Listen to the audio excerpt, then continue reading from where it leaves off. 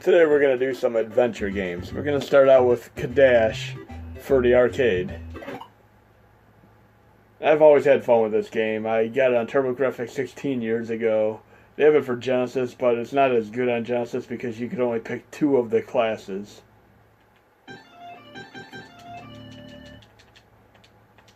Of course I have to pick the ninja. I almost always pick the ninja on every game like this.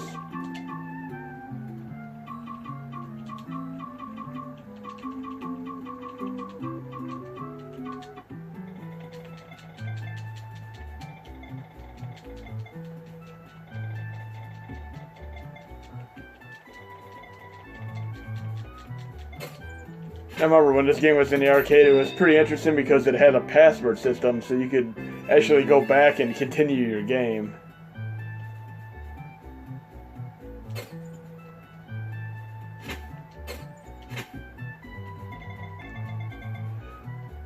It's interesting how it sounds like a whip type noise every time you jump.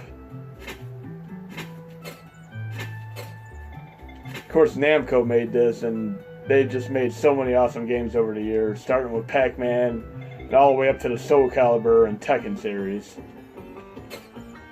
But you pretty much go from town to town through dungeons, and you're able to get gold and experience points to level up and earn new armor up, weapons, etc. It's a pretty fun system. You know what every game like this has in common too. There's one specific enemy type that is in almost every dungeon crawler game, and I'm sure we'll encounter this type of enemy very soon here. Oh look, green slime.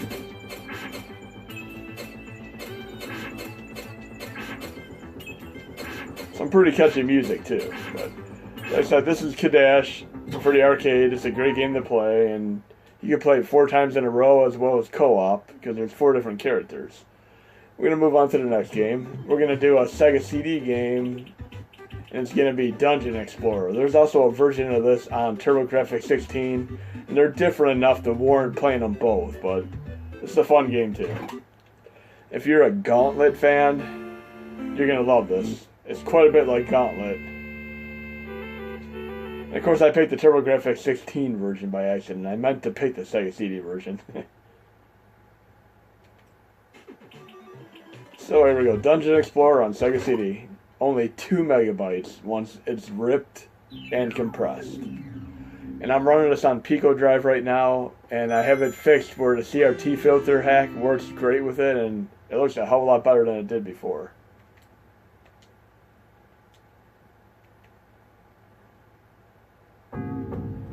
And I'm playing the ninja again.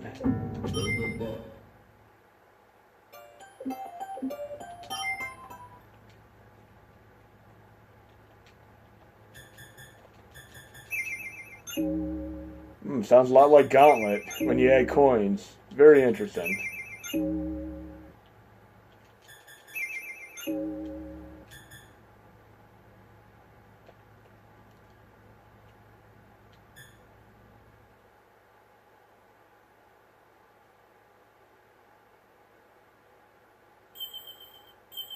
And I found gold.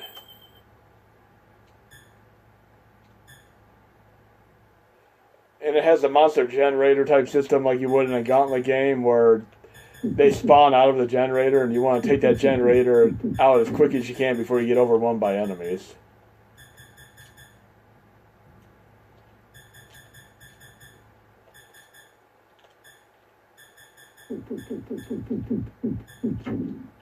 So anyways, this is Dungeon Explorer for the Sega CD. Great game to play.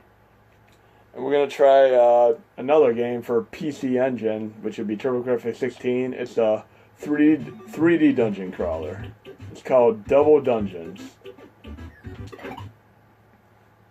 This one has a pretty interesting system to it. You might remember that when you're playing Gauntlet on NES, every set of levels you could unlock a bit of a password to help you get to the final level.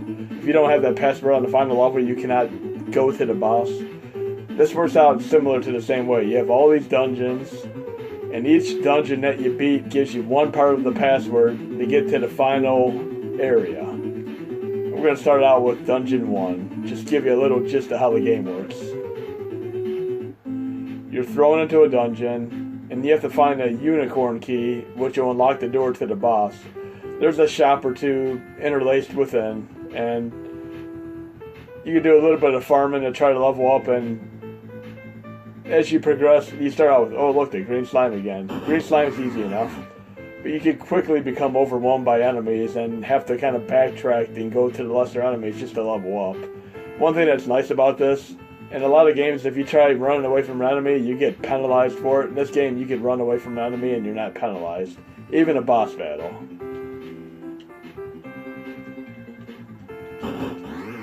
I'm starting out easy enough with the green slimes, but you can quickly get into more challenging enemies. Like a giant leech. I'm really low level right now, so taking on something like the giant leech might not work to my benefit. I only did 1 point of damage, and it's doing 9 points of damage to me. It's going to take me out really quick. So I'm just going to run away from this enemy. See if I can take on this spider. And I'm low health because I'm taking on enemies that are a little bit more powerful than me. I don't think I want to take on a snake yet, so I'm going to backtrack. Find some green slimes. And I see my experience is 6. My next experience level is 8. So I just have to defeat 1 or 2 enemies, and I'll level up 1 time.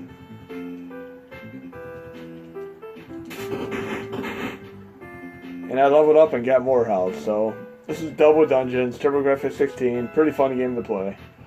And there's a game similar to this on the Genesis, which is part of the Shinin Force series. And if you know anything about Shinin Force, it's a strategy turn-based game, but this specific game is more like Double Dungeons.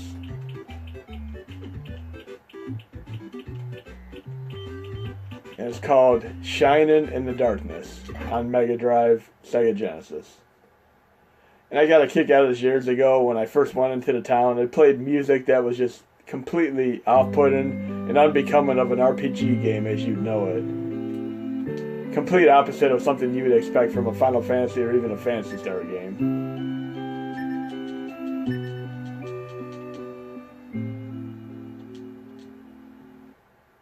You have a pseudo-overworld here where you're able to go to a castle to talk to the king and his advisors. You can go to a town to do your upgrades, or you can go to the dungeon. I'm going to go to the town just to show you this weird music that I'm talking about.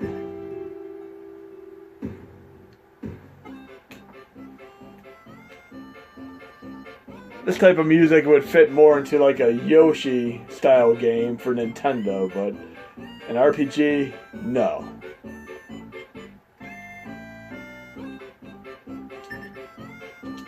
I'm going to go to the dungeon briefly. And I wonder if I'm going to run into any green slimes in the dungeon.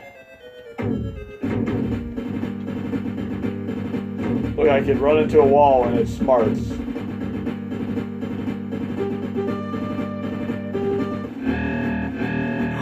There's my green slime.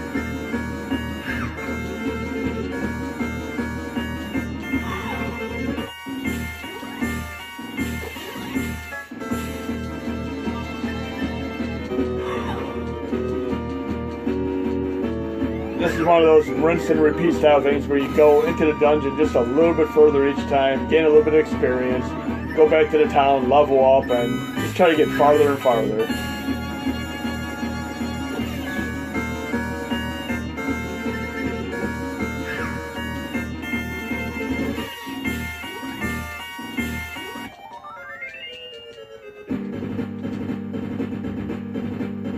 So I could actually leave the same way I came in if I wanted to. See if I got lost that quick already.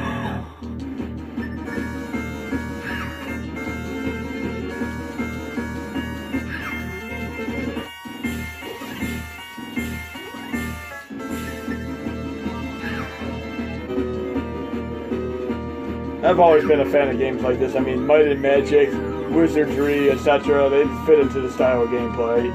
Phantasy Star has a 3D maze type dungeon as well.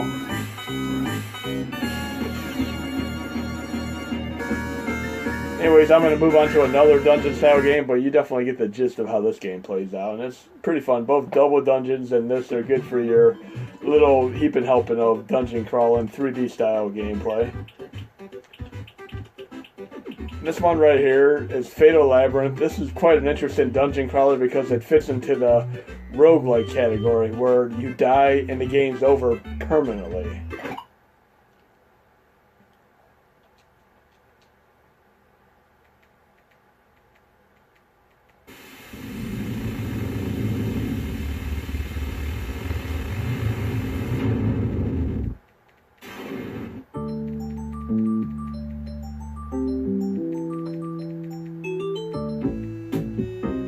Every time I make a move on a square, the enemies get to move too, so it's pseudo turn-based. See, I have a sword I could go pick up there.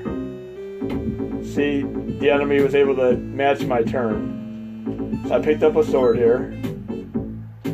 I could go into the options, and it's a little bit awkward at first because you have to specifically pick the part that you picked up. So I picked up a weapon. I'm going to go to the weapon portion, and I'm going to equip the long sword. Now I'm going to face off against these enemies, get them out of the way. This is a hell of a lot better than Hide Glide, for sure. Some food.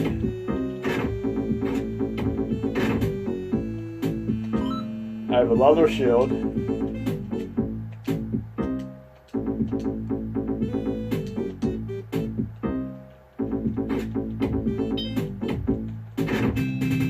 Green slimes again. And this seems to be a follow-up to the game on Sega Master System called Dragon Crystal, which is also fun to play. But this is Fatal Labyrinth on Genesis Mega Drive. And we're going to move on to a dungeon crawler that goes way back on the Commodore 64. It's called Sword of Fargo, and this is a pretty fun roguelike style dungeon crawler game. And they've recently released a port of this for mobile phones. I played this on Android a few years back. And if you're new to the Commodore 64 core, there's two formats they play better than others. This is the T64 one, and there's also a CRT format. And the CRT format loads quick. This one loads just a little bit slower. But they both play pretty well. And I can pull up my keyboard using the Y button on my controller, and enable to use it, I push the select button and I can move around and select the keys. If I go into RetroArch options, quick menu, I can go to controls and pick Vice joystick. If I backtrack and go to options, I can change my controller type from joystick to keyboard, etc.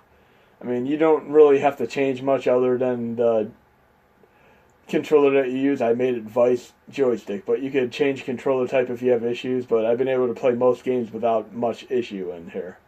So I'm going to go back. I'm not going to need to use the keyboard for this game right now, so I'm going to let the game load.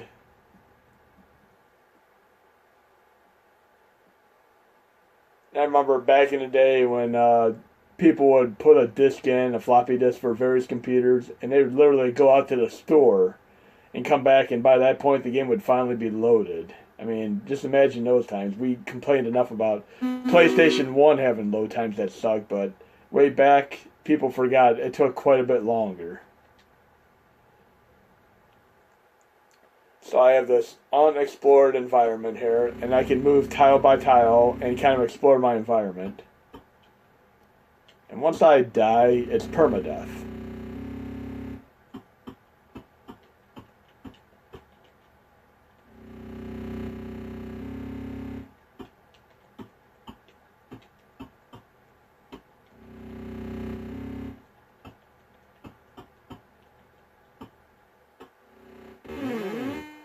And I took out a hobgoblin.